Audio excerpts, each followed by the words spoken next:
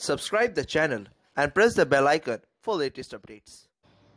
Calcutta university philosophy honours নিয়ে যারা পড়ছো সেমিস্টার 4-এ তাদের cc-8-এর 2022-এর সাজেশন নিয়ে আজকে আলোচনা করব। আজকে সাজেশন দিতে গিয়ে পরে যে আলোচনাগুলো করেছি সেই আলোচনাগুলো অত্যন্ত শোনা দরকার এবং জরুরি। যে কোশ্চেনগুলো আমি এখন দিয়েছি এগুলো সবই তোমাদের 15 নম্বরের জন্য প্রযোজ্য এবং এই কোশ্চেনগুলো কোথায় অ্যাটেন্ড করতে হবে বা না করলেও চলবে। এই কোশ্চেনগুলো না পড়লেও তুমি 15 নম্বরে দুটো কোশ্চেন কমন পাবে। সেইটা জানার জন্য তোমাকে এরপরে আমি যে কথাগুলো বলবো সেগুলো খুব ভালো করে শোনা দরকার। এখানে যে কোশ্চেনগুলো দিয়েছি প্রথমেই দেখো রয়েছে ব্যাখ্যা কাকে বলে, বৈজ্ঞানিক ও অবৈজ্ঞানিক ব্যাখ্যার পার্থক্য নির্ণয় করো, কার্যকারণ সম্বন্ধ আবিষ্কার তথা প্রমাণের পদ্ধতিরূপে মিলের ব্যতিরেক সহপরিবর্তন অন্যই পরিশেষ পদ্ধতি সবিচার আলোচনা করো। উপমা যুক্তি কী, যৌক্তিক ক্ষেত্র ছাড়া উপমার অন্য কি ব্যবহার দেখা যায়, উপমা যুক্তির মূল্যায়নের মানদণ্ডগুলি আলোচনা করো। বৈজ্ঞানিক অনুসন্ধানের 7টি ধাপ বা স্তর যে কোনো একটা আসতে পারে, হয় ধাপ দিতে পারে বা স্তর দিতে পারে, আলোচনা করো। যে 3টি অর্থে কারণ কথাটি ব্যবহৃত হয় তা উপযুক্ত উদাহরণের সাহায্যে ব্যাখ্যা করো। খতে আছে কোন অর্থে কপি কারণ কথাটি ব্যবহার করেছেন ব্যাখ্যা করো।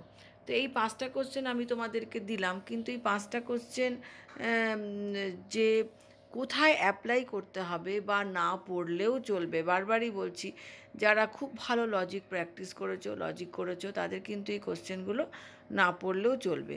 তো সেই বিষয়ে আমি কি আলোচনা করেছি সেটা তোমরা এরপরে একটু ধৈর্য দিয়ে মন দিয়ে শুনবে।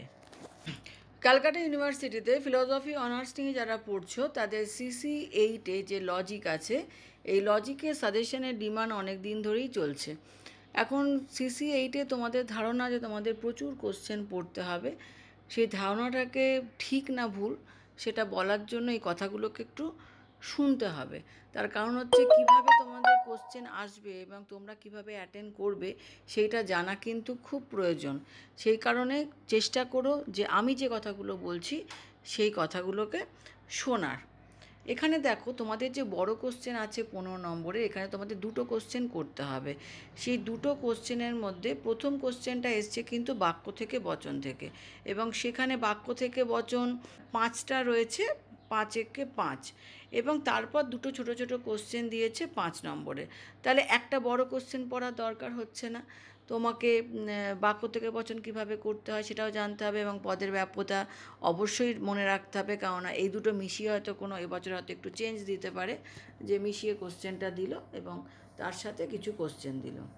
আর একটা কোশ্চেন আসবে ভেন চিত্র থেকে। দেখো ভেন তোমাদের প্রথমেই ক পোর্শনে রয়েছে ছোট ছোট দুটো কোশ্চেন 1 এবং 2 নম্বরের, যে শূন্যগর্ভ শ্রেণী কাকে বলে এবং অনপেক্ষ বচনে বুলীয় ব্যাখ্যার গুরুত্ব কী।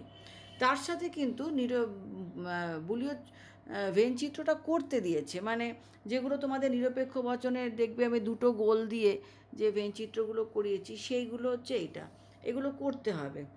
আর বাদ বাকি তাহলে এখানে কত হলো, 3 আর 4 7 নম্বর। এবার 8 নম্বর কিভাবে আসছে দেখো, 8 নম্বর এখানে দেখো বাদ বাকি যেটা গ পার্টে রয়েছে সেটা হচ্ছে যে কোনো দুটো করতে হবে, ভেন চিত্র করতে হবে, মানে যেগুলো 3টে গোল করে তোমরা করো সেই ভেন চিত্র, মানে তার মানে এক একটা 4 করে আছে, 4 দুগুণে 8।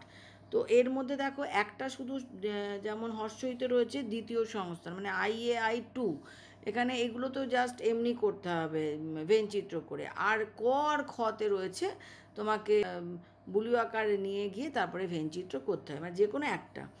তো এই 3টের মধ্যে যে কোনো দুটো তুমি অ্যাটেন্ড করবে। তাহলে কি তোমাকে চেয়েছে টোটাল 15 নম্বরের দুটো কোশ্চেন, তা দুটো কোশ্চেনের মধ্যে তোমাকে কটা নোটস পড়তে হচ্ছে, শুধুমাত্র ছোট ছোট কয়েকটা নোটস পড়তে হচ্ছে। মেন কিন্তু লজিক আসবে।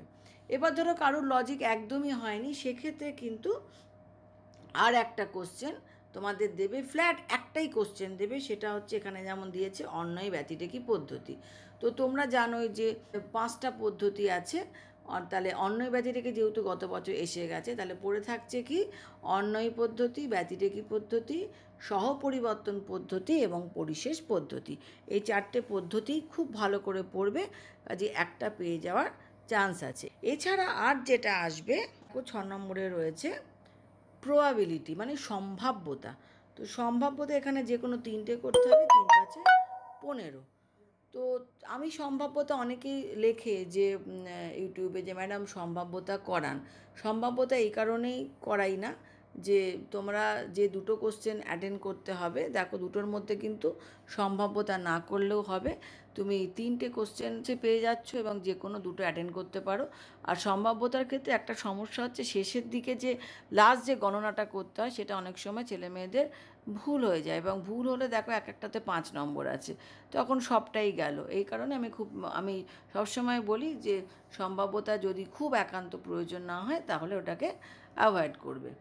তো তাহলে এই যে 3টে কোশ্চেন, এর মধ্যে এক গাদা সাজেশান দিয়ে তোমাদেরকে নার্ভাস করে কোনো মানে হয় না। পাহাড় পরিমাণ আমি কোশ্চেন দিতে পারি, দিয়ে তোমরা নার্ভাস হয়ে গেলে। যেমন এই যে একটা কোশ্চেন করতে হবে, এই অন্যের ব্যতিরেকিতে যারা দিয়েছে, এই একটা কোশ্চেন করতে গিয়ে হয়তো তোমাকে 20টা কোশ্চেন পড়তে হবে। তো যদি কেউ মনে করো যে না আমি বাক্য থেকে বচন এবং ভেনচিত্র খুব ভালোভাবে পারি, তাহলে সে ওই দুটোতেই ফোকাস করো। আর কিছু কোশ্চেন পড়ে যাও, যদি পেলে তখন লিখতে পারো। কিন্তু শুধুমাত্র কোশ্চেন পড়ে গেলে হবে না। cc-8-এ এটাই বলার জন্যই আমি গত বছরের কোশ্চেন থেকে তোমাদের বোঝাচ্ছি যে শুধু কোশ্চেন পড়ে গেলে কিন্তু হবে না, তোমাকে রীতিমতো লজিক ভালো মতন প্র্যাকটিস করতে হবে। তাহলে কয়েকটা যে কোশ্চেন আসতে পারে, যেমন ধরো এই যে 5 নম্বরে যে একটাই কোশ্চেন দিচ্ছে, এরকম একটা কোশ্চেন তোমাদের দেবেই। যারা নোটস লজিক পারবে না তাদের জন্য একটা কোশ্চেন তারা পাবেই। তো সেক্ষেত্রে কি সম্ভাব্য কোশ্চেন আসতে পারে সেইটা আমি অবশ্যই দিয়ে দেবো। এরপরে আমি তোমাদেরকে দিয়ে দিচ্ছি। আর 5 নম্বরের ক্ষেত্রে এগুলো তো ডিটেলে বোঝালাম না, 15 নম্বরটা বুঝিয়ে দিলাম, কারণ অনেকেই নার্ভাস হয়ে যাচ্ছে, ফোন করছে। অবশ্যই তোমরা খুব ভালো করে লজিকটা প্র্যাকটিস করো।